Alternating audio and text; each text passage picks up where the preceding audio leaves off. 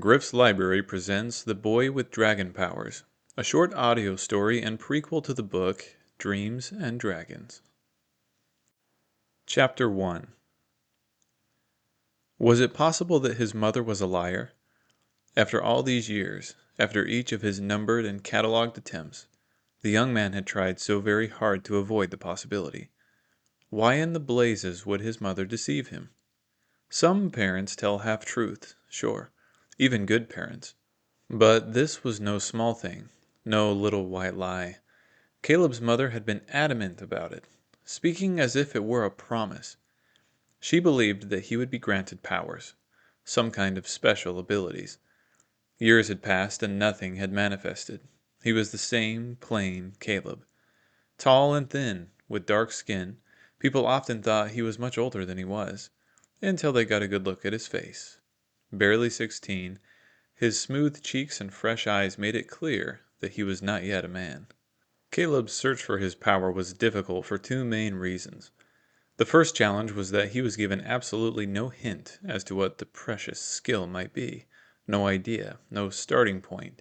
The possibilities were wide open. At first, this precarious proposition was exciting. Endless prospects and unlimited potential. His method was to simply test until he discovered the power, and thus the experiment began. At first, he started with aspects of battle. Perhaps the reasoning was centered in the fact that Caleb had always been skinny, and some of the other children mocked his lack of strength. It might have been this insecurity that pushed him to try anything and everything he could think of related to war. He started with the sword, but found no special talent. Knives, slings, darts, the bow. Nothing.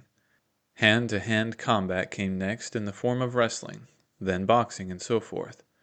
All that came of these attempts was pain, bruises, and repeated defeat. Months passed, and Caleb decided against skills requiring physical prowess. He moved on to other categories. Nature came next.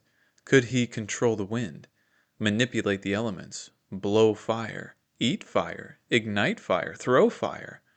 After a lot of trial and error and a few first-degree burns, Caleb dropped the fire idea. Time passed, and Caleb learned that he could not read the minds of others, nor could he push his thoughts to them. He didn't lose any sleep over this one, as the notion of hearing other people's thoughts felt a little icky. How would he feel if some stranger was reading his mind? No, he was relieved when this experiment failed. After a year, he decided that he needed to be more specific with his experiments.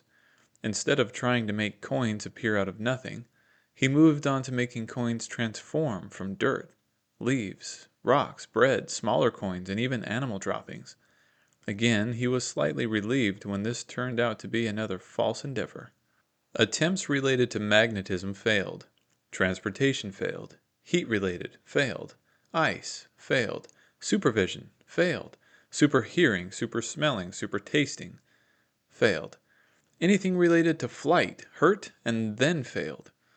Years had passed by, and frankly, Caleb was growing tired of the experiments. The mystery and intrigue had stagnated into a melancholy boredom. Part of this was due to the second reason that the search was difficult. You see, the powers were to be granted to Caleb as part of a deal his mother had made with the ancient dragon spirits. His mother had befriended a dragon in her youth, saving the creature's life. Eventually, the dragon explained that he was going to the other side to pass on to his next life. He offered her a special deal, something each dragon can do only once. He expounded on the deal, saying that the dragon spirits decide the terms and always require a sacrifice. The deals are always significant but often cruel. There must be a balance, he said. This is the way it had always been and would always be. Dragons, being the mystical and enchanted beings they were, had the ability to grant certain powers that humans would not understand. Caleb's mother accepted the deal, which promised that her future son would be granted a special power, a skill that bordered on magic, one that would be wonderful and beneficial to those around him. The terms of the deal, the sadistic sacrifice, were twofold. First, as you know, Caleb would not be instructed on his powers, and would have to find them on his own. Second, and most vicious, Caleb could not return to his mother until he learned his power. It was a hard thing to send a 13-year-old boy off on his own, and it pained his mother to do so, but the belief in her only son's future greatness forced her to allow the struggle. And so it was that Caleb wandered the countryside, planning and executing his failed experiments. It was on this day, discovering a tiny village along a broad river, that Caleb was to finally uncover his special power. Chapter 2. A fog had landed, covering the grouping of huts and shacks. Caleb walked without a horse, his long legs covering ground with smooth strides. He smelled it before he saw it. Smoke. There had been a fire. Caleb ran toward the commotion, catching sight of what had transpired. "What is going on?" he asked. An old man leaned on his cane, his arm covering his mouth as a measure to protect from the lingering smoke. "There was a brush fire. It caught the side of these huts. A group managed to get the fire out, but not before it did some damage, I'm saddened to say." A small group huddled around a woman and her child. The sun was disguised behind the fog and smoke, making the light dim, as if at sunset. Caleb moved closer. A woman, face blackened by soot, stared at her little boy. The child couldn't have been older than 2 or 3, and he was struggling to breathe. "I'm sorry. I've done all I know how. I'm not a trained doctor," a man said to the woman. It was evident that he had been assisting with the ordeal. "We've got him away from the smoke, that's important, but at this point, I'm not sure what else I can do." The mother nodded, tears streaming down her face. Caleb wished so badly his attempts at commanding the weather or the elements would have worked. It would have been an easy task to clear the smoke and fog.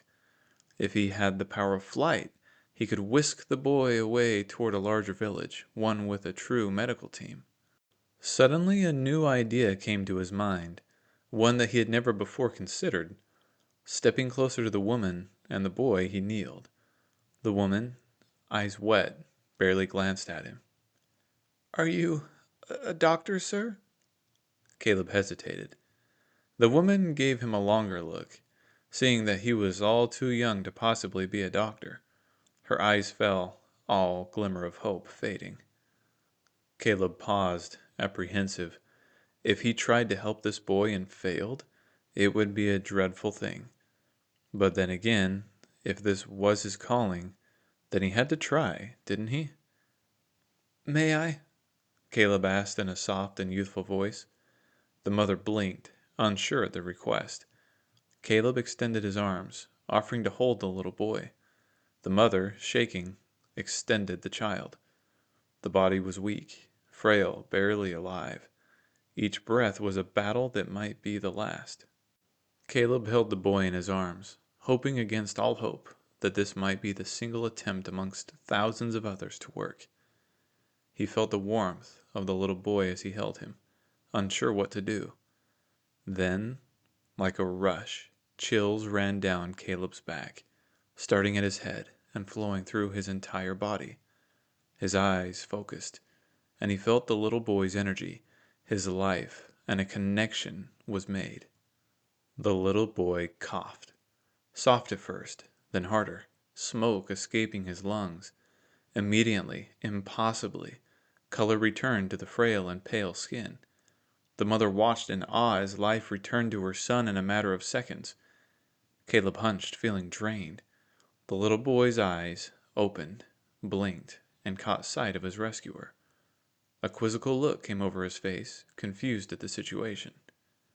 "Thank you," the mother cried, taking her son into her arms, wrapping him tight in an embrace.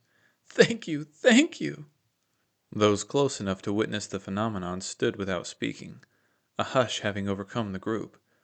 Caleb looked at his hands, only starting to come to terms with what he had done. It was then that another cry for help surfaced. "I don't know what you did, but follow me." It was the old man, the one with the cane. He tugged on Caleb's shoulder and led him a short distance to a young girl, half Caleb's size. Her leg was bleeding, her knee badly wounded. She was caught in one of the huts, and a log fell onto her leg. It's broken, and she seems to be losing a lot of blood. Can you help her too?" The old man asked. Caleb stared at the whimpering girl and her disfigured leg. She had green eyes and brown hair. Later he might admit that he was far from sure that he could help, but something told him again to try. This time, as he lowered himself to kneel next to the girl, he felt as though he had far less energy, like he had run for miles and needed rest. Ignoring the strange exhaustion, he said, "Is it okay if I try to help?" Just then, a man put his hand out to stop him. "Who are you? Are you a doctor?" He asked frantically. Caleb met the man's eyes. "Are you her father?" "I'm her uncle." "I believe I can help her, if you will let me," Caleb replied. The man held still, then faltered. After a moment he nodded. Caleb reached his thin arms out and pulled the girl's head close to his chest. Would it work a second time? Was he doing it right? Was this the... Chills ran down his spine once more. Energy. Life. A connection. The uncle of the girl gasped, covering his mouth as he witnessed the display. "Her leg!" Someone standing nearby exclaimed. The girl's leg began a visual transformation, blood seeming to evaporate, bone mending, skin healing. Seconds later, Caleb softly loosened his arms from the girl. She glanced at her leg, then at Caleb in shock. A smile, confused but grateful, appeared on her lips. "It's a miracle!" the uncle shouted, hugging the girl. He then turned to Caleb, a glisten in his eye. In absolute amazement, he reached his hand out to the boy, but as Caleb reached to take it, his body sagged to the side. His muscles ached and his body shook, his energy zapped. This was it. This was the special power, the super skill. He could heal others. But, as part of the act, he gave of his own strength to do so. Caleb's eyes fluttered, his vision went blurry, and after the world spun for a bit, Caleb's head fell to the dirt. Chapter 3. Caleb woke the next morning to find himself in a cot. He lay for a minute, calculating where he was and what might have happened. As his memory faded in and out, he began to recall a little boy and a girl. His eyes blinked, and as he looked to the side, he saw a vaguely familiar face. "You're awake. Good. How are you feeling?" It was the old man, the one with the cane. I'm feeling much better," Caleb said, sitting up in his cot. "What happened?" "That's a good question, now isn't it?" the old man replied. "I don't know how you did it, but you did it. And you've been asleep for a while. I was getting worried about you." The old man offered Caleb some breakfast and a drink, which he was happy to receive. He then explained that a few people outside were waiting to see him. Caleb exited the hut and found the little boy and his mother, along with the little green-eyed girl and some of her family, including the uncle. They took turns thanking Caleb, but did not ask how he accomplished what he did. Perhaps they worried that discussing it would undo the act, some sort of jinx. Regardless, they were not shy with their gratitude and asked if he could stay. Caleb was appreciative of the offer, but he explained that he had a journey to complete. At this, the people offered provisions for his travel and refused to take no for an answer. With a smile and a nod, the tall, skinny boy accepted the needed gifts. As Caleb walked, there was a smile that he could not suppress, one that had been earned after years of hard work and heartache. Finally, he knew his power. But he was surprised to find it was more than that, more than just a power. It was a purpose. It was a mission. It meant more than anything he'd ever envisioned. And what's more, he could finally return to his mother. The prospect of her glowing face fueled each of his steps, pushing him harder on his return. Along his journey, he came to a canyon, 3 or so days away from reaching his home. There he stopped at a river to wash and drink. He had encountered others along his path, learning and practicing his newfound craft as he went. As he stood alongside the river, he found himself chuckling at his previous experiments. He remembered holding water in his hands, attempting to freeze it, fry it, or transform it. He thought back on the faces of the little boy and green-eyed girl. Surely the water talents would be nothing but tricks compared to what he had been granted. He had something much greater. Caleb lifted his pack, ready to set on the path forward when he heard something. A moaning. Someone was in pain. After a quick search, Caleb spotted someone along the riverbank, lying in the mud. Caleb ran, finding a man. A young man, probably only a year or two older than himself. The man must be a soldier, he thought, for he had battle wounds and cuts all over his body. He was alive, but barely. Caleb put his hand behind the fallen man's head, lifting carefully. The man blinked, unable to focus. He was in bad shape, that was clear. "Who are you?" the man managed to say, each word a struggle. Caleb looked down and met his eyes. With confidence and compassion in his voice, he said, "I am someone who is supposed to help you." Thank you for listening to this production of The Boy with Dragon Powers. To hear more about Caleb and his journey, check out the book, Dreams and Dragons, which is available on Amazon. Also be sure to check out the other two short stories that act as prequels for that book, Dealing with a Dragon and The Accidental Thievery of a Dragonstone. And if you enjoyed this and would like to hear more like it, please like, subscribe, comment, and share. Griff hopes you have enjoyed The Boy with Dragon Powers, and thanks you for listening.